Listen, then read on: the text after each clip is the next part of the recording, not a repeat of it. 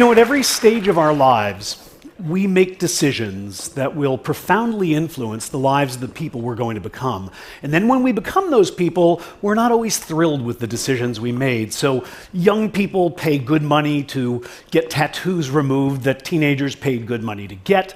Middle-aged people rush to divorce people who young adults rushed to marry. Older adults work hard to lose what middle-aged adults worked hard to gain. On and on and on. The question is, as a psychologist, that fascinates me is, why do we make decisions that our future selves so often regret? Now, I think one of the reasons I'll try to convince you today is that we have a fundamental misconception about the power of time.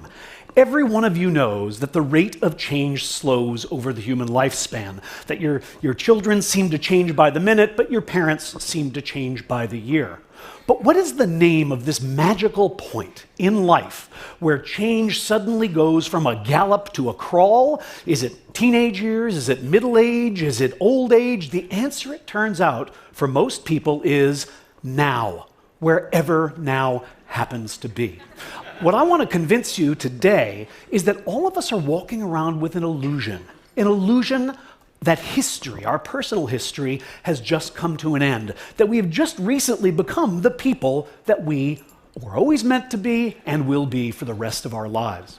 Let me give you some data to back up that claim. So here's a study of change in people's personal values over time. Here's 3 values. Everybody here holds all of them, but you probably know that as you grow, as you age, the balance of these values shifts. So how does it do so? Well, we asked thousands of people. We asked half of them to predict for us how much their values would change in the next 10 years, and the other is to tell us how much their values had changed in the last 10 years. And this enabled us to do a really interesting kind of analysis, because it allowed us to compare the predictions of people, say, 18 years old to the reports of people who were 28, and to do that kind of analysis throughout the lifespan. Here's what we found. First of all, you're right. Change does slow down as we age. But second, you're wrong, because it doesn't slow nearly as much as we think. At every age from 18 to 68 in our data set, people vastly underestimated how much change they would experience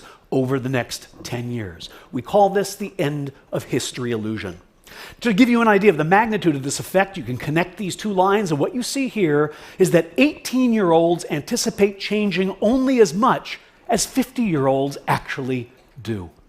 Now, it's not just values, it's all sorts of other things. For example, personality. Many of you know that psychologists now claim that there are 5 fundamental dimensions of personality: neuroticism, openness to experience, agreeableness, extroversion, and conscientiousness. Again, we asked people how much they expected to change over the next 10 years, and also how much they had changed over the last 10 years. And what we found, well, you're going to get used to seeing this diagram over and over, because once again, the rate of change does slow as we age, but at every age, people underestimate how much their personalities will change in the next decade. And it isn't just ephemeral things like values and personality. You can ask people about their likes and dislikes, their basic preferences. For example, name your best friend, your favorite kind of vacation, what's your favorite hobby, what's your favorite kind of music. People can name these things. We ask half of them to tell us, do you think that that will change over the next 10 years? And half of them to tell us, did that change over the last 10 years? And what we find, well, you've seen it twice now, and here it is again. People predict that the friend they have now is the friend they'll have in 10 years. The vacation they most enjoy now is the one they'll enjoy in 10 years. And yet, people who are 10 years older all say, that's really changed. Does any of this matter? Is this just a form of misprediction that doesn't have consequences? No, it matters quite a bit, and I'll give you an example of why. It bedevils our decision-making in important ways. Bring to mind right now for yourself your favorite musician today and your favorite musician 10 years ago. I put mine up on the screen to help you along. Now, we ask people to predict for us, to tell us how much money they would pay right now to see their current favorite musician perform in concert 10 years from now. And on average, people said they would pay $129 for that ticket. And yet, when we ask them how much they would pay to see the person who was their favorite 10 years ago perform today, they say only $80. Now, in a perfectly rational world, these should be the same number, but we overpay for the opportunity to indulge our current preferences because we overestimate their stability. Why does this happen? We're not entirely sure, but it probably has to do with the ease of remembering versus the difficulty of imagining. Most of us can remember who we were 10 years ago, but we find it hard to imagine who we're going to be. And then we mistakenly think that because it's hard to imagine, it's not likely to happen. Sorry, when people say, I can't imagine that, they're usually talking about their own lack of imagination and not about the unlikelihood of the event that they're describing. The bottom line is, time is a powerful force. It transforms our preferences, it reshapes our values, it alters our personalities.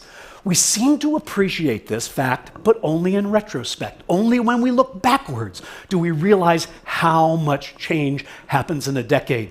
It's as if, for most of us, the present is a magic time. It's a watershed on the timeline. It's the moment at which we finally become ourselves.